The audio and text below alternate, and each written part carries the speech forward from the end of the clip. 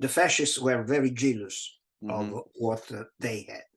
Right. As far as we know, the Germans did not succeed in having the debris.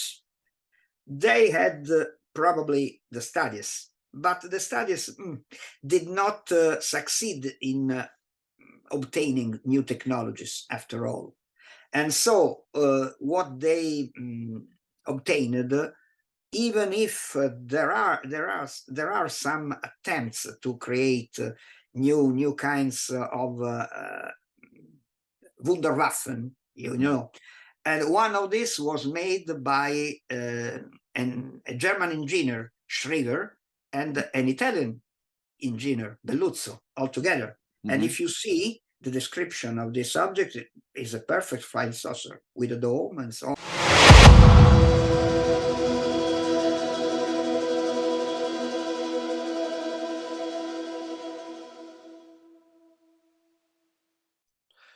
Roberto Pinotti is an Italian aerospace journalist and recognised by the legendary Dr. J. Allen Hynek as a world-class UFO researcher and expert.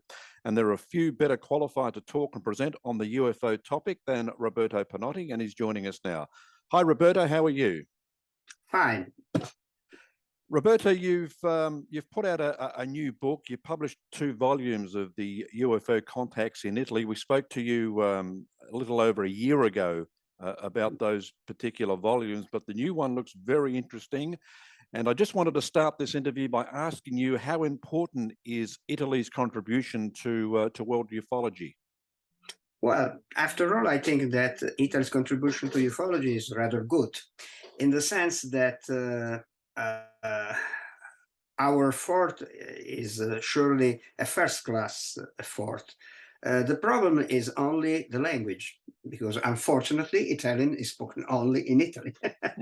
And well, by the way, if I hadn't went all over the world speaking and lecturing about what we did in Italy, well, this would have been a problem, because you may understand, of course.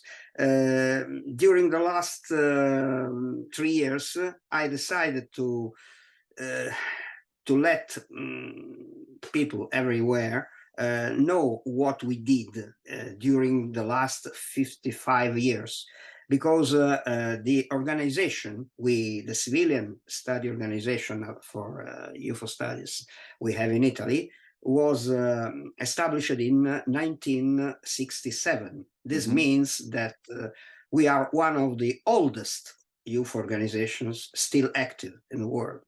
And our position was in this rather good, in the sense that we had, well, good relationships with authorities, scientific authorities, political authorities, and media authorities, of course. And this is rather important, because this helped us to spread the UFO as far as possible, you understand, in our country. Then we also had the problem to let the outer world know what we did in our country. You see, for instance, just a few people knows abroad that Italy is a country who has a UFO official study. No, it's not correct. It's not a study group. Is a state group following the UFO problem. Everything started in 1979, after the fabulous 1978 UFO wave.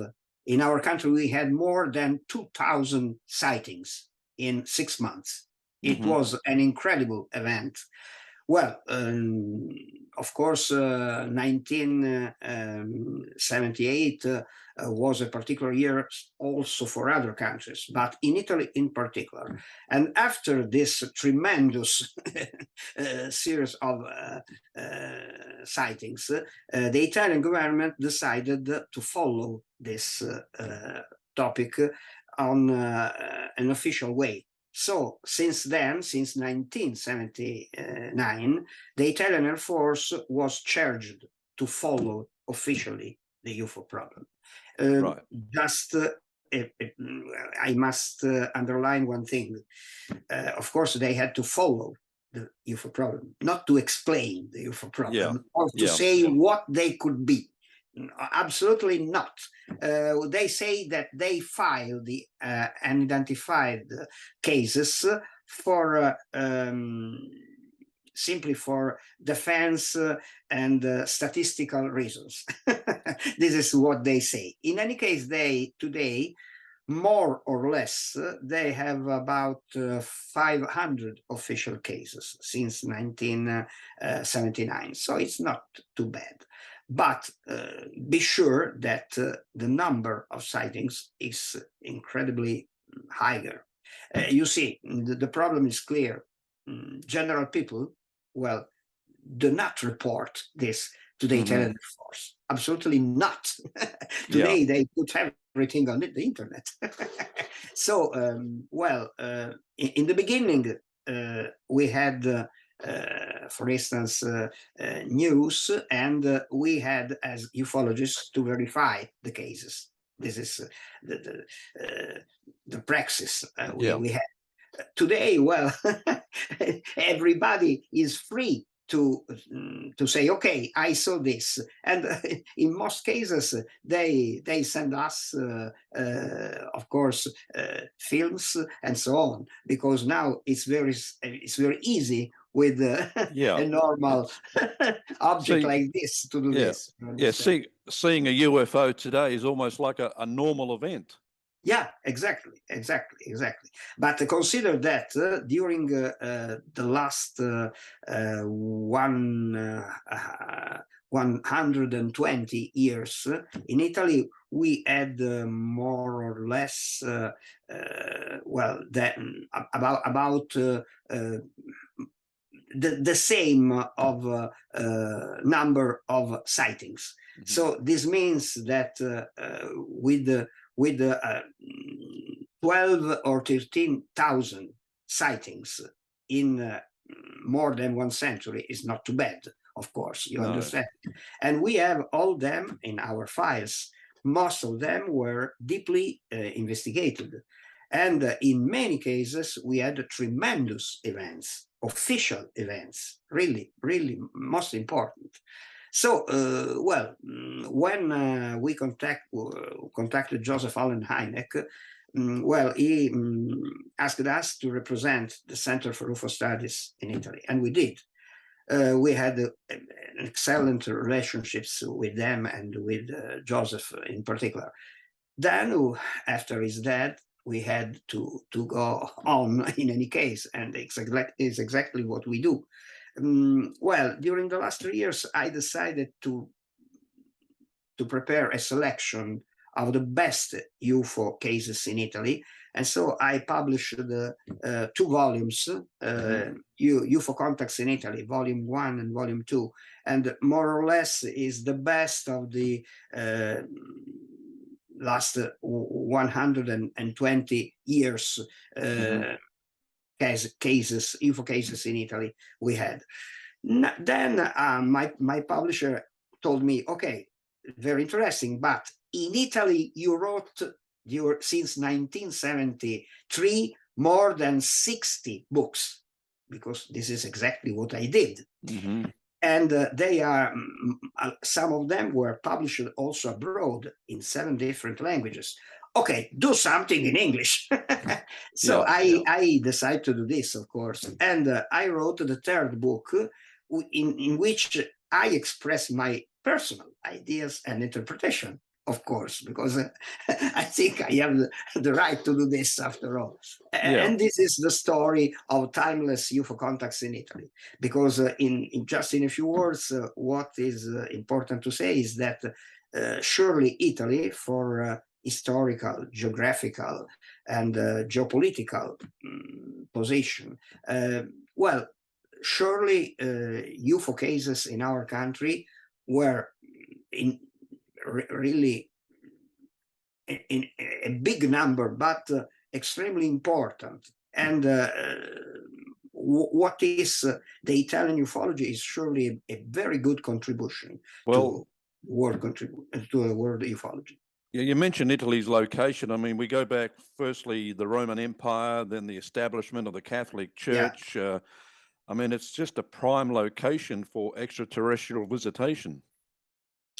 Well, if we consider, because this is important, of course, that ufology did not begin in 1947, because this is the real situation. We have to go on in the past and to see what we have behind. And we discover a tremendous number of cases, of events, and so on. And well, if we connect the dots, it's a very important frame we have, because this means that during the last 2 millennia, more or less, we had the same old story. UFOs circling above us and doing a lot of different things, but more or less it was and is a sort of monitoring activity. Yeah. Surely of what we do. Yeah. More or less. Yeah. This is well, the book, the Timeless UFO Contacts. I mean, you go. There's some amazing topics in that book. You know, from the Catholic Church. You talk about India, SETI, but the one I was interested for us to talk about first was the fascist UFO files. And you mentioned 1947 is when Roswell happened, but Italy's Roswell happened in 1933. Well, apart from the fact that, as you know, also the same Battle of Los Angeles in 1942 is much before Roswell, you know. But in any case, well, in 1997, we recovered some documents.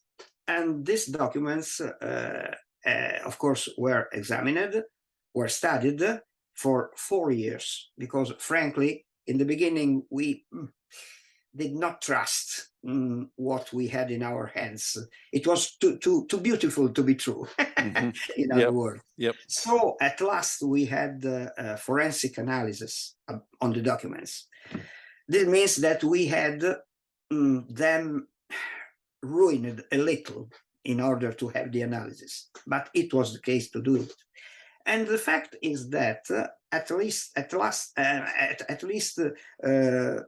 a decade before Roswell and so on, in Italy we had reports and documents, and the subject of these reports was what we call UFO today. Of course, the situation was different. In the 30s, there were several reports of what the Italian government at that time called unconventional flying vehicles. Oh, by the way, of course, they simply thought that these vehicles were some kind of secret weapon of another European country, France, England, or Germany. And in that time, in Italy, we had fascism, of course. So we had a dictatorship.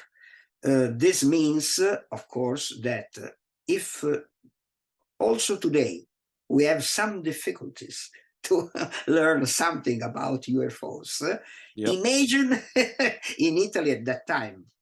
And the documents we had are very interesting, because they simply fit with the cases of 10, 20, 30 years later perfectly. And what is important is that the fascist government created a commission, a study group, in order to copy this the technology of these new vehicles, because the idea was that the Italian Air Force, and at that time the Italian Air Force was of the strongest air force in the world, well, could not be surpassed by someone else. So Mussolini created this group. The head of this group was Senator Guglielmo Marconi, who at that time was also the president of the Royal Academy of Sciences of Italy. And this group began to try to copy these new things. And it was a real challenge, because these round objects, this had nothing to do with the normal aspects of aeronautics and so on. Yep. They saw, well, there is a trace of this, really. There were many studies in that period of what was called the super aviation in Italy. These studies are were different, but we have this idea to do something more. And this is very curious, because after all, consider that the Italian Air Force had excellent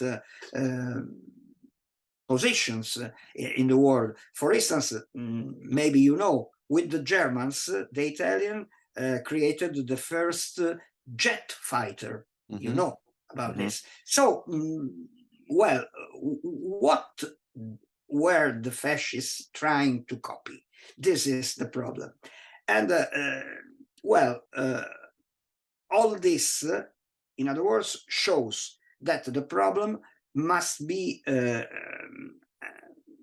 put at least 1 decade before the 40s. And this is extremely important.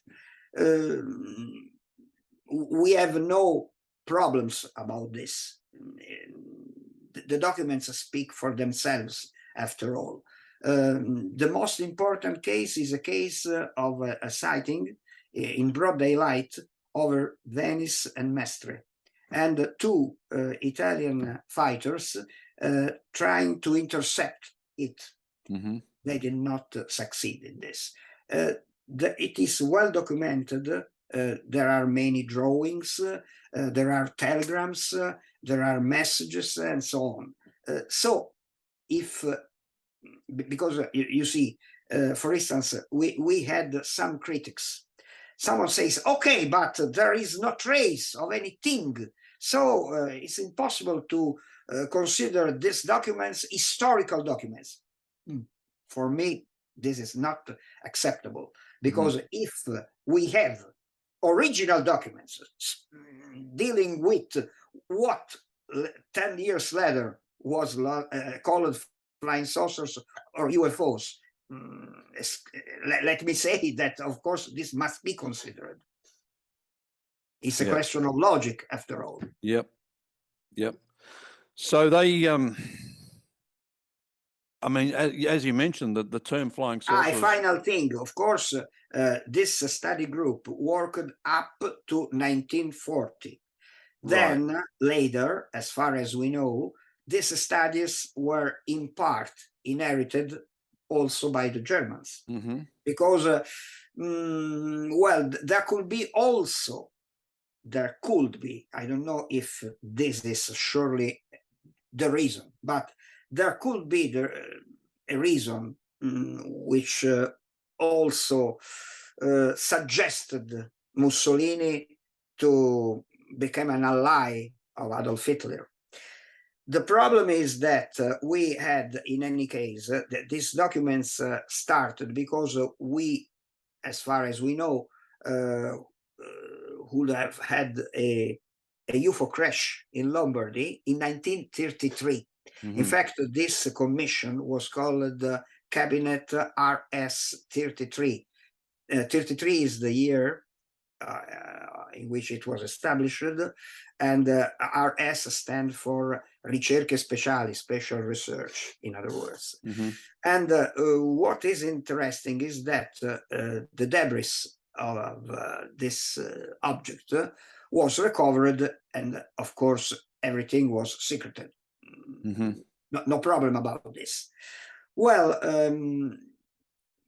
there is a rumor according to which also the bodies of the pilots, of course, were recovered.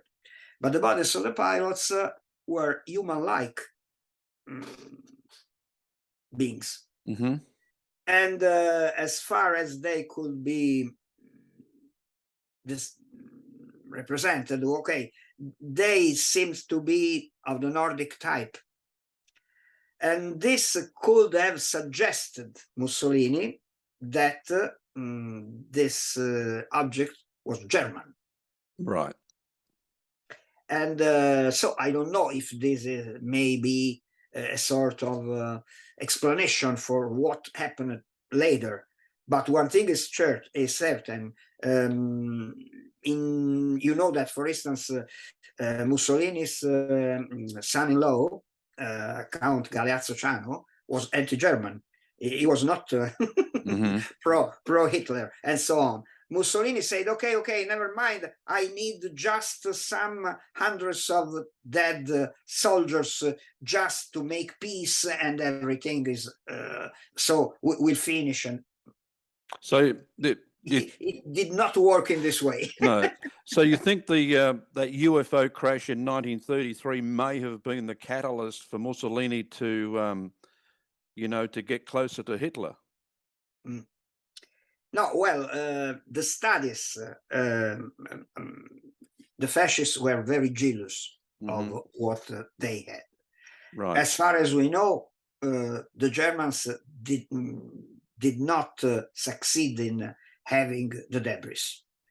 They had probably the studies, but the studies did not succeed in obtaining new technologies after all. And so what they obtained, even if there are some attempts to create new kinds of Wunderwaffen, you know, and one of these was made by a German engineer, Schroeder, and an Italian engineer, Belluzzo, altogether. And if you see the description of this object, it is a perfect flying saucer with a dome and so on. But as far as we know, they were not built, you understand? They were only taught. Yeah. It seems that the only attempt to create something about this was the V7. The V7 was the last of the V weapons, the secret weapon of the Nazis. And Hermann Hobert said that this prototype was created and had a test flight near Vienna in 1945. But later, since it was destroyed to prevent that it could be taken by the Allies, you understand? So this is the story. We know very few things about this. We asked the Italian Air Force if they knew anything about this, and they said, Dr. Pinotti, when the Germans left Rome, they took at least our files. Then the Allies arrived, and probably they took the rest of the files. Yeah. So this is the story. Yeah. All right. Well, let's continue looking at some of the topics in the book. Something I've always found fascinating. Is there a connection between Italy's UFO history and that of ancient civilizations like Egypt and Greece and even the Hebrews? Yes, surely yes, because you see, since the 3rd century after Christ, surely we had someone who took care of facing mysterious sightings. And what I say is the book by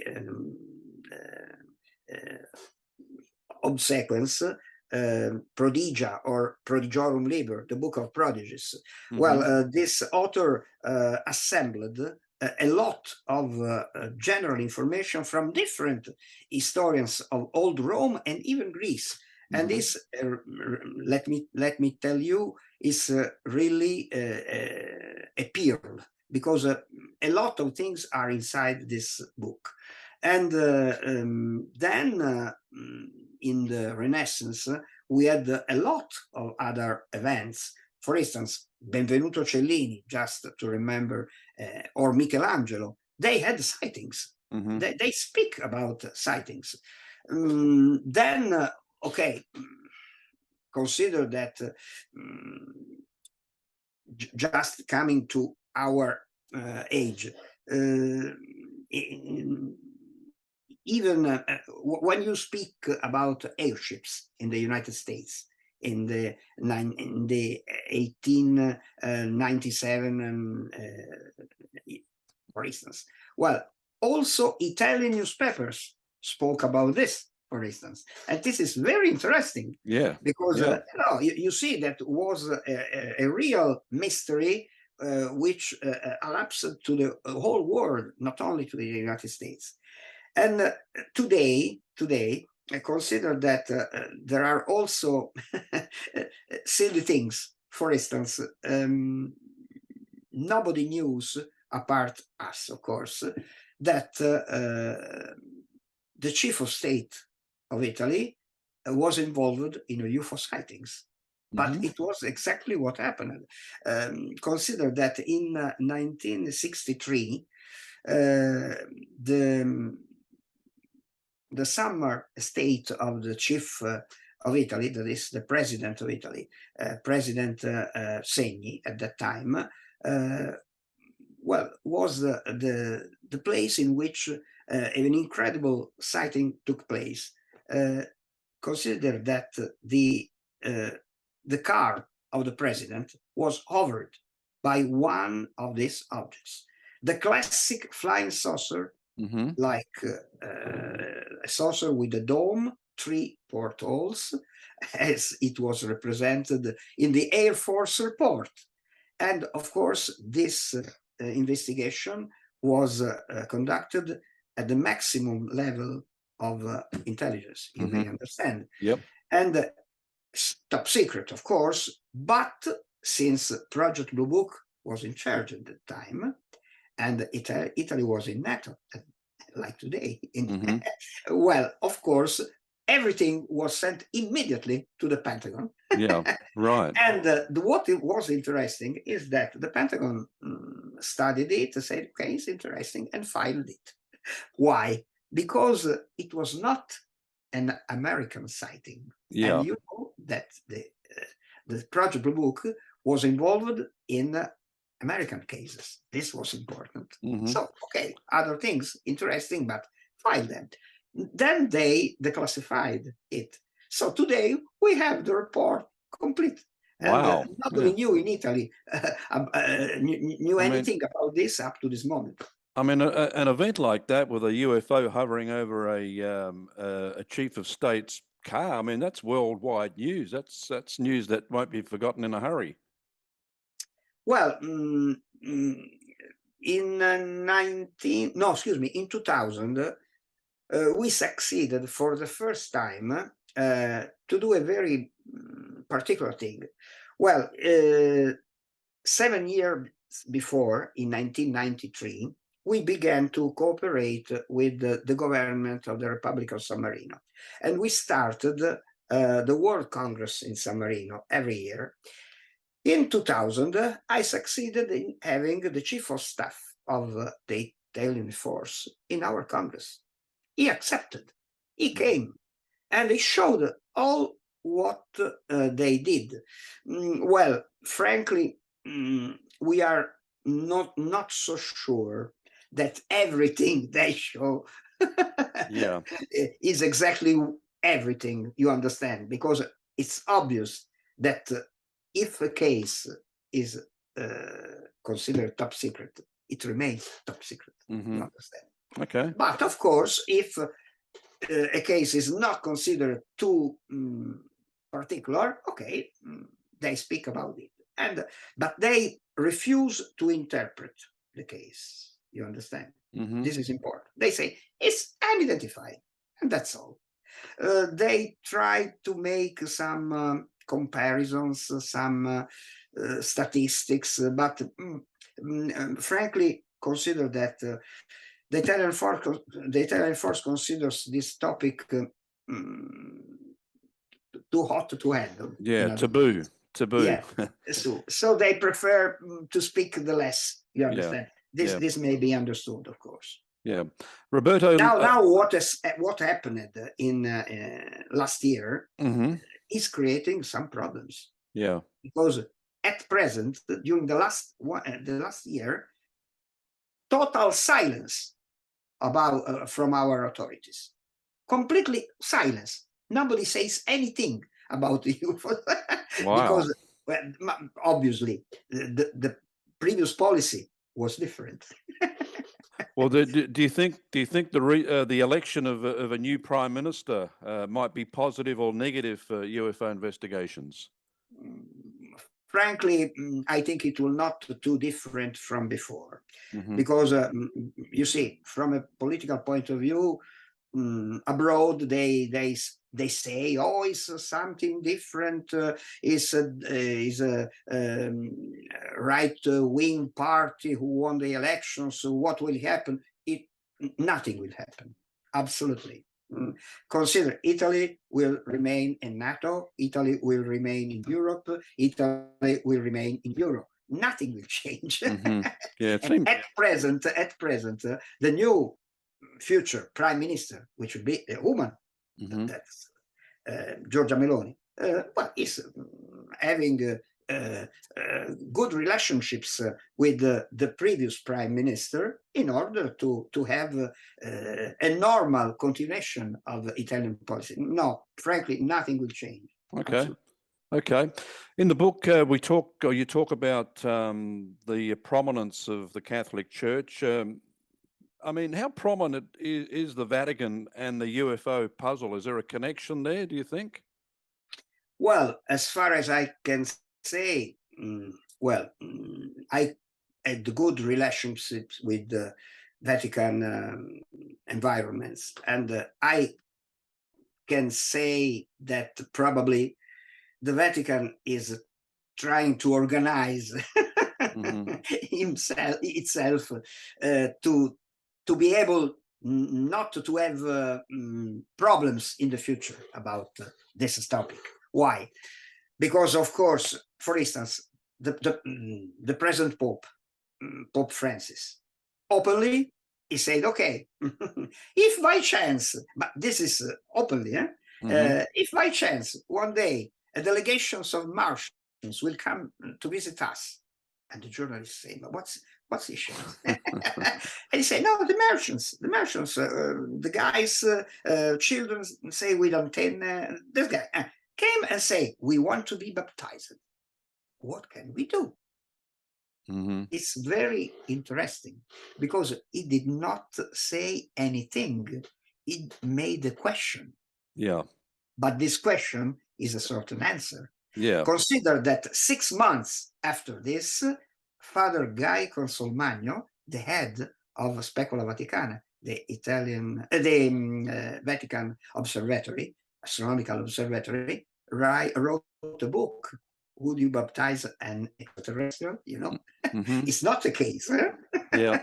Yep. But by the way, there is a more recent book, an Austrian Catholic theologian, Armin Kreiner, who wrote a book, and this book was published by a Vatican publisher, and the title is Aliens, Jesus, UFOs, Jesus and the Aliens. If you read it, it's an ufology book. It is very, very, very interesting to verify what's happening. Frankly, I have my personal idea. I don't know. I don't like to be a prophet. Huh? But you can have an opinion.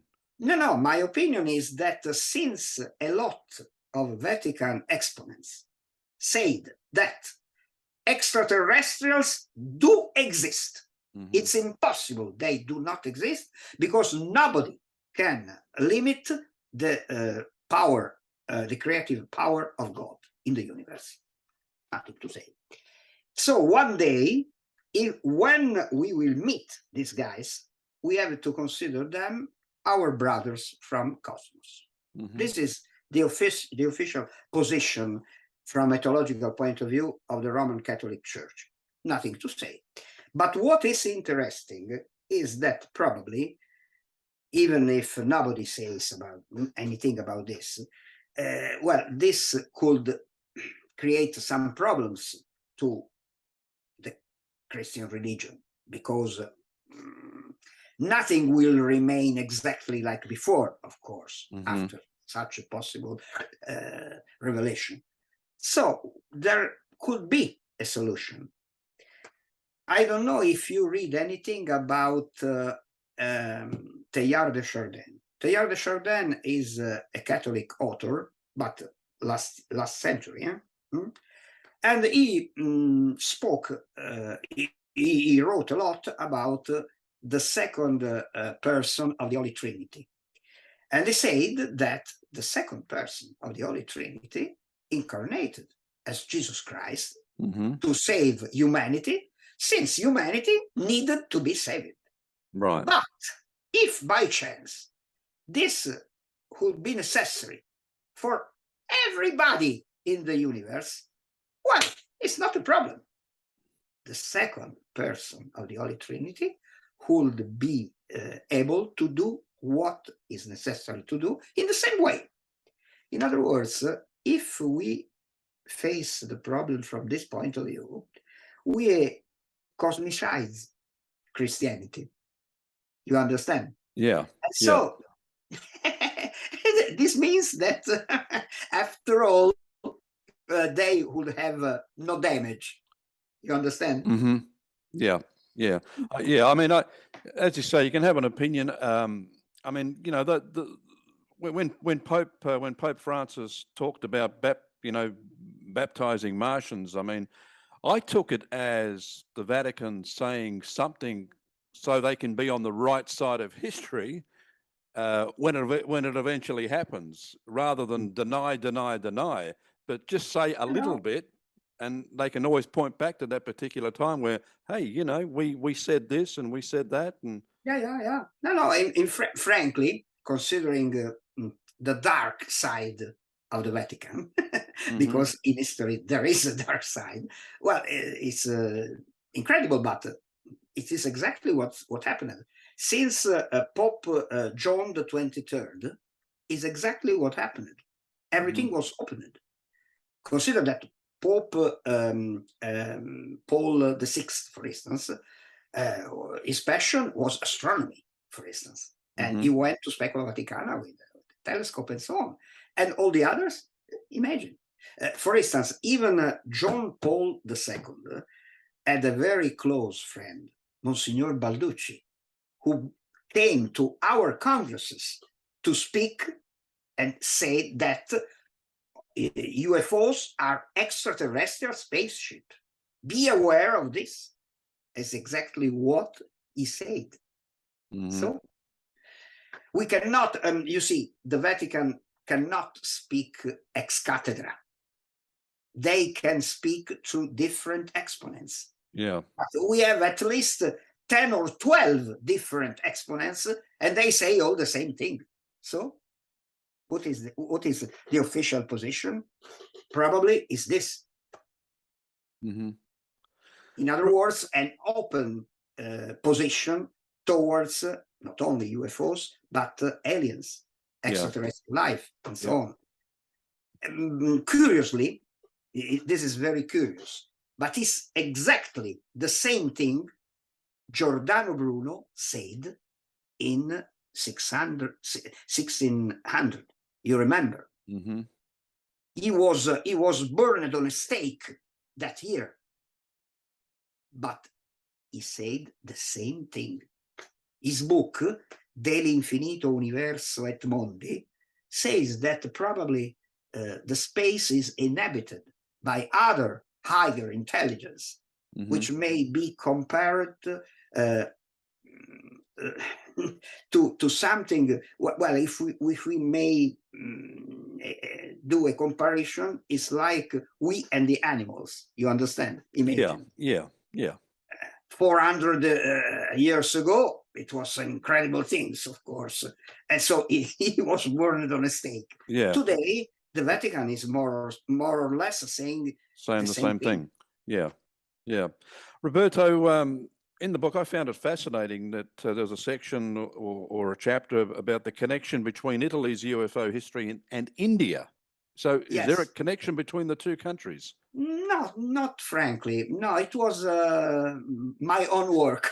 Right. No, in Italy we had William David Davenport. Well, unfortunately, he died of cancer very young. But this man was a British Indian researcher.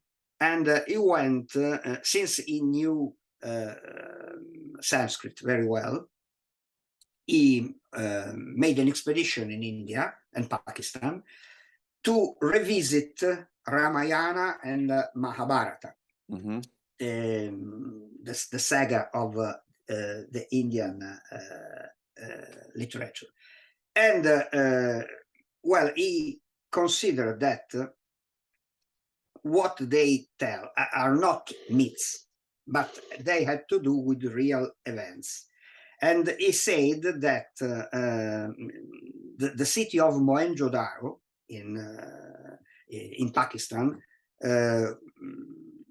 it was a part of an ancient civilization with the Harappa site as well, was destroyed by a Vimana. What is a Vimana? A Vimana is simply an aerial chariot, because India is literally filled with historical and literary sources speaking about these things. And in fact, if we study this, we are surprised. The first to speak about this was Desmond Leslie in 1951 with his book Flying Saucers Have Landed. He spoke a lot about this, but Davenport went on the spot and could prove that the destruction of Mohenjo-daro was probably due to a thermic weapon, because there is also the destruction of the ruins is coherent with a ballistic wave, like if something had exploded not too high in the sky, you understand? Yeah. And had burned everything. Consider that we have melted pottery with a temperature of more 1,000 degrees Celsius. And this cannot be done by a normal fire. So in other words, all this had to do with all these studies. And I was the first one to make a paper in 1988 to the International Astronautical Federation Congress, which that year was held in Bangalore, India. My paper was accepted as an aerospace subject, because of course the session was history of aeronautics, so they accepted it, and I had this presentation about Vimanas. Well, the day later, I became famous. Because, no, because it's incredible, but there is a reason. You understand? If a dog bites a man, it is not the news, of course. But it is on the contrary. This is the news, of course. Yeah. Understand? Yeah. And in this case, why the general press exploded on this subject? Because for the first time, a non-Indian scientist or researcher, in this case me, had faced officially this problem. And this problem was presented in the International Astronautical Federation Congress. And this is exactly what happened. In fact, in my book, I report it entirely because just to show that it is an important subject. This should have to be developed and deepened, of course. Yeah. Did you get a favorable response from the press? Was it favorable? Yeah. Absolutely. We had, as I told you, the day after my presentation, the Indian press, Hindi and English, spoke about this. Then it was also reported by English press in the world and even in Italy. So I did not expect such a thing, but it happened. Okay. There's a section in the new book, the relationship between Italy and SETI. Yeah. Probably not something a lot of people actually know about. No. Italy is, excuse me. Italy is cooperating with SETI research, so no problem. For instance, in Medicina, near Bologna, we have a very interesting, it's not a normal, it's not made in the normal way. We have a radio telescope. And also in Sicily and in Sardinia. And Italy is well connected with the SETI research. I am in touch with Seth Shostak, for instance, on a personal way, of course. But consider that in San Marino we invited also, unfortunately, we missed him, Frank Drake. Frank Drake was the creator of SETI, of course. Yeah. A very, very important guy. And we had him in San Marino, and I was impressed by one thing. You see, in San Marino, normally, we have our Congress in two parts. A small part, the first one, normally on Sunday morning, about the evolution of space research and life on the universe. And this is the subject. Then immediately later, the UFO subject, the UFO Congress as such, is all together, but is formally different. This permitted us to invite also people who could not come to the UFO Congress, but came to the SETI Congress. You understand? Yeah. Drake in 2000, he came, and I was impressed that he followed also the UFO Congress. And I did not expect this, because I know that SETI people is extremely conscious. Yeah. You understand? Yeah. So I was very impressed, and I asked Frank Drake, oh, well, we are very surprised. What's your opinion? And he said, oh, you are very serious people.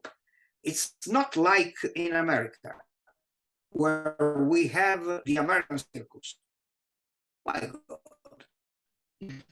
You see, frankly, is sometimes represented by people who have nothing of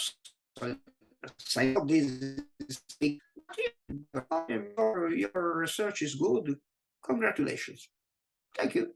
And what is interesting is also the fact that he told me that he also investigated UFO cases, but nobody knows about that's this. interesting. Yes, very interesting. And I say, oh, incredible, but nobody knows about this. No, it's not the case that nobody knows about this, because you understand. Otherwise, funds for you, for SETI.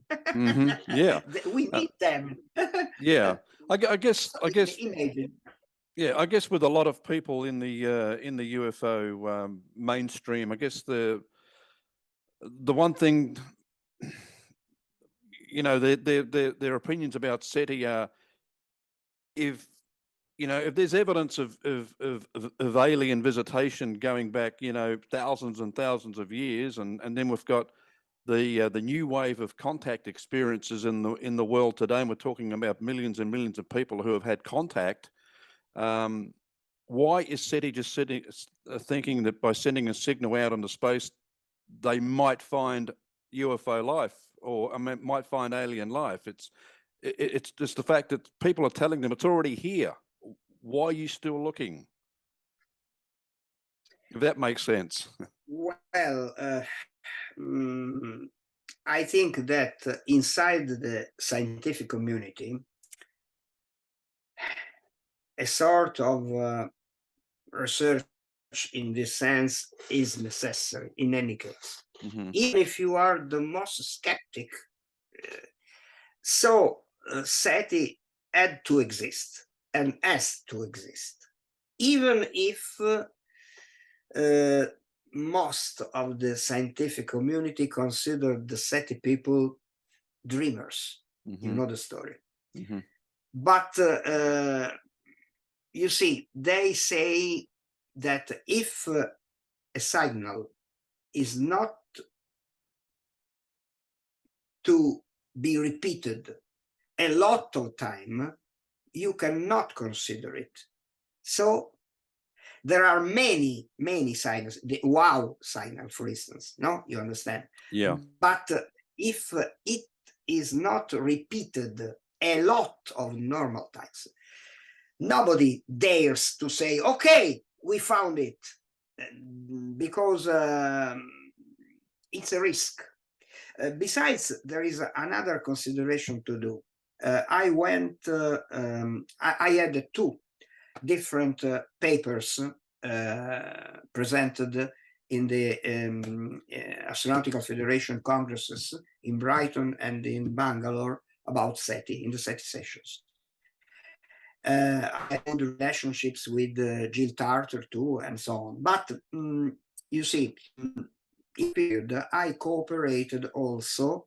It lasted 3 years. So for the first 2 years, I cooperated to the SETI post-detection protocol. Read it in its final form. You will discover that, well, only if we found things, really the general people will be informed. Before the general people, a lot of groups, commissions, organizations, so on, will have to see, to verify, to study, so it seems that the SETI post-detection protocol is afraid to discover the aliens. You understand? But this cautious position is well, a sort of problem for SETI, because the general people sometimes ask themselves, but okay, but what they do? Besides, there is also another problem. For years and years, in the beginning, we send messages, no, in outer space. Then everything was stopped because one day a British astronomer said, "Oh no, because in this case we can be detected if hostile aliens came here, they destroy us, and so stop." For years and years, SETI was only here, just to here, and nothing else. Okay, now we have the METI, messages extraterrestrial, messaging extraterrestrial intelligence. So we began to send some small messages. Up to this moment, I don't know, but it seems we have no results. No. This is the real situation. The problem is that we think that our way of contacting may be the same for aliens. Maybe it is not so. And maybe it is not so. Who knows? Roberto, has Italy played a major role in getting us to a possible UFO disclosure point? How prominent has Italy been in the disclosure talk? Well, during the last 2 years, we tried to do our best. After 30 years of congresses in San Marino, we are proposing to the San Marino government to transform this Congress. Of course, they have to ask the United Nations for this, into a United Nations Congress, in order to inform the members of the United Nations about the developments in this field. It is not a political action, it's just a scientific and cultural action, nothing else. But this may be useful, because if by chance a Congress in the world after 30 years would have the imprinting of United Nations, well, this may count something, maybe. Frankly, it's the only thing we are trying to do. And we are trying to do with the center we founded in Italy, Centro Ufologico Nazionale, CUN, but also with what we founded last year. Last year, we assembled a group of experts, and at present, we have a representation of 30 different countries in the world, and the name of this ONG is International Coalition for Extraterrestrial Research. Okay, I was appointed its president because it seems I am the oldest one. Wow. I am 78, so okay. In any case, we are trying to use these two civilian organizations to obtain a limited result as far as possible. Of course, we cannot do what a government can do. Yeah. Obviously, yeah. We are doing our best. That's all. Yep. Yep. What do you think the public opinion on UFOs is in Italy? No, the Italian public opinion in Italy is positive. More or less, we can say surely that more than the 50% of the man of the street is considered not only UFO. Well, today, after the declarations of the Pentagon, nobody takes to say, oh, they do not exist today. Because, of course, the position has changed completely. The question of extraterrestrials is another thing.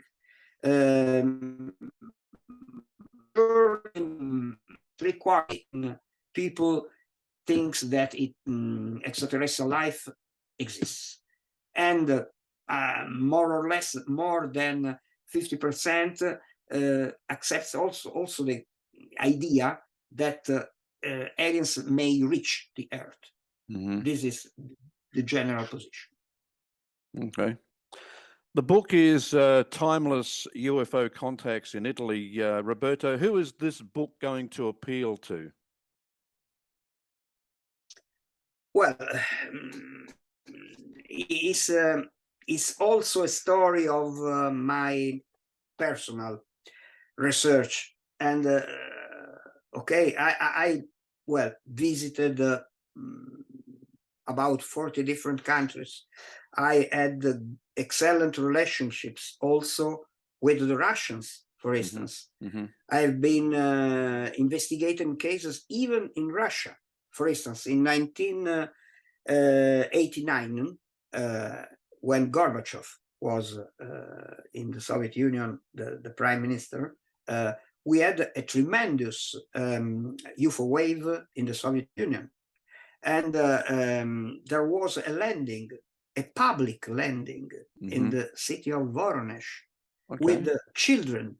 And, you know, and 2 years ago, I was there to revisit the case. Absolutely convincing, no problem. So you understand that our problem is that the media may do their work well. This is the problem. There are no boundaries. Besides, consider that when the Soviet Union collapsed, one of our colleagues in Moscow called us and said, "Oh my God, consider that we have a copy of a KGB dossier about UFOs. Consider that two former people involved in KGB, what they are going to sell it to the Central Intelligence Agency.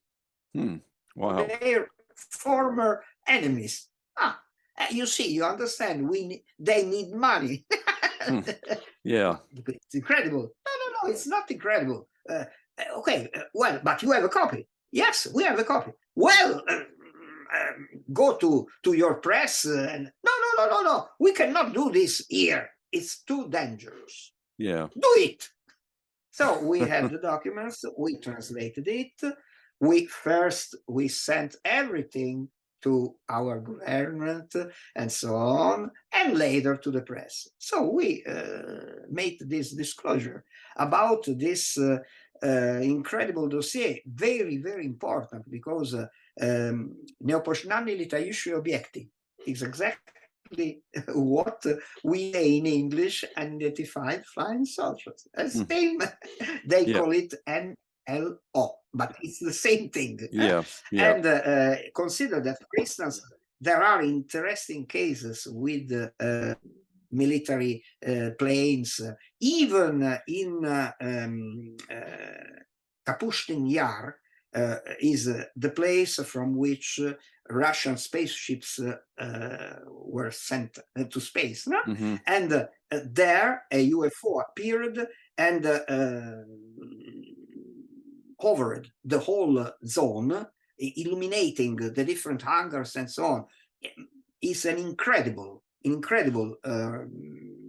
list of events, and they are 12 years of different cases. And this dossier was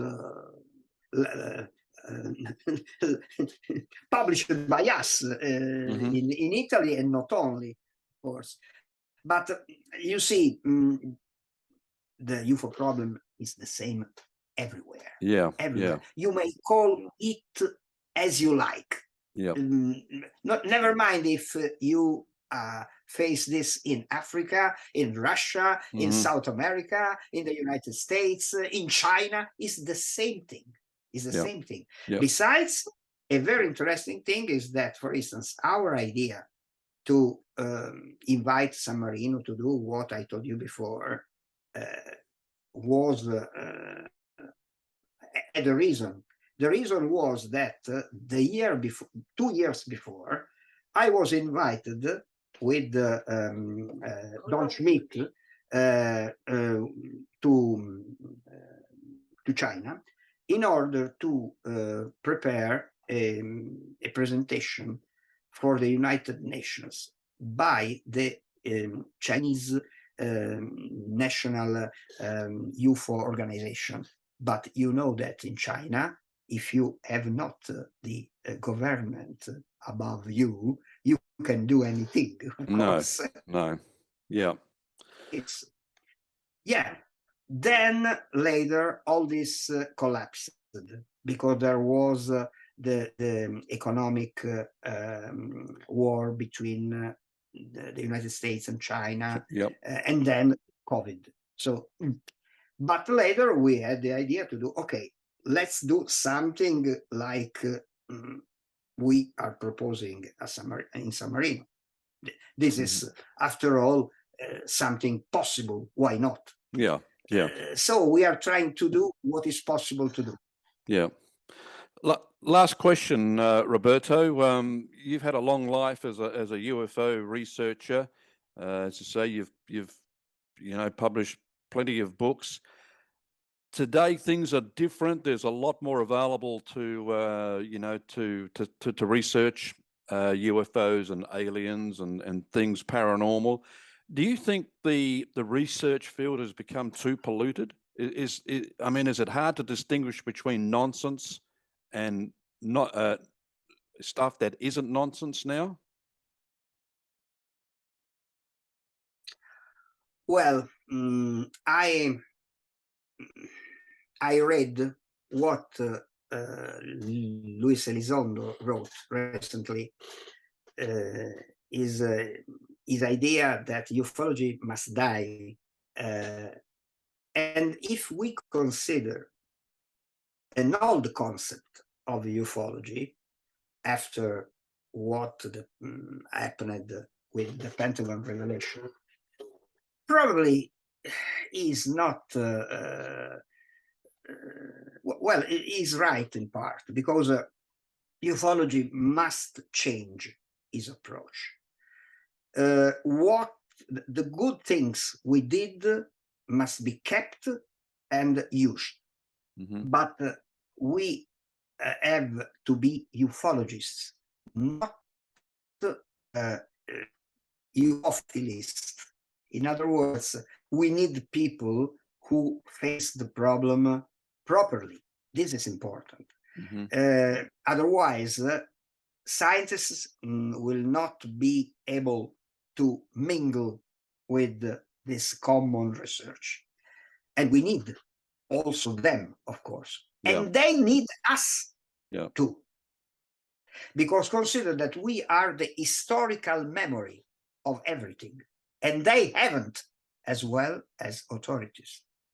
So we are important, but we have to do things in the proper way, and cannot do this in strange manners, you understand? Yeah. So, so it's necessary that we improve what we did and we do in the interest of the success we need. Absolutely. Okay, very important words. Roberto, thank you for your time today. The book is Timeless UFO Contacts in Italy. And as I said, great to have you on. And I'm sure if you produce another book, we'll be chatting again. Thank you so much. Thank you. Roberto Pinotti, an Italian aerospace journalist and who is highly regarded right around the world as a UFO researcher, joining us today.